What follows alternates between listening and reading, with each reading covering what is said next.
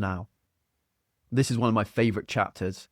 So it's called Do Your Homework, the importance of research and preparation. So, like I said in the excerpt, he says, research is the platform for everything I do. He spends the majority of his year researching different places, and he gets onto that on the next page. He says, whether you are planning to spend a day photographing on Merseyside or in a village in Morocco, the first thing you should do is look up the place and find the images that are already out there. Some you might like, others you might not, but study them and ask yourself what works and what doesn't. It's crucial to give yourself time in advance to brainstorm the kind of shot you want to achieve, or at least try out. The actual taking of the picture is the last part of a long process. It's the climax. I think that's true of just about any kind of photography. There are photographers who make photos and photographers who take photos. I'm very much in the making category. To me, that means doing research and having a clear idea of what you're setting out to achieve. My aim isn't to document animal behaviour in the way that a National Geographic photographer might, although I have a huge amount of respect for those photographers. Neither am I interested in returning with a portfolio of images, nor do I feel pressure to create a photo essay. Rather, I'm looking to create artistic images, one-offs, intimate photographs with soul, depth, and emotion. He, like Ansel Adams, is very much in the camp of do your research, visualize the image you want to make, and make the shot. Put loads of planning in, put loads of preparation in. Don't just walk around like a documentary photographer and just snap pictures or fleeting moments. No, we need to step back, spend months research, figure out the exact shot we want to get, and then executing it efficiently. And I'm definitely, after reading this book and Ansel Adams' autobiography, in that camp of doing your homework, because if you don't do your homework, you're not going to be prepared enough and you won't end up with as good images unless you get really lucky. So it definitely is very important to do that.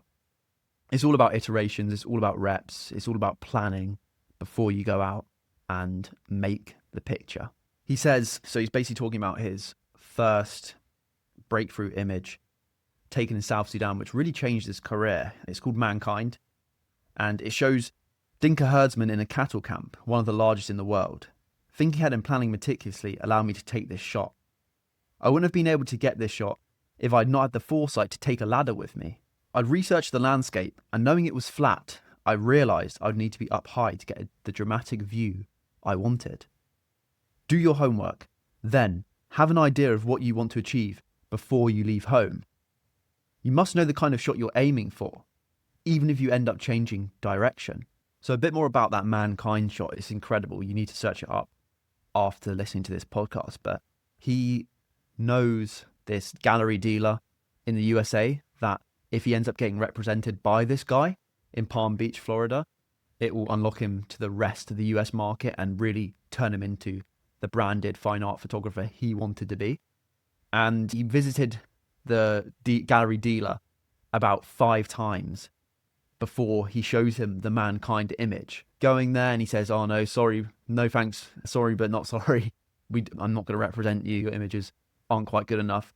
Yarrow doesn't give up.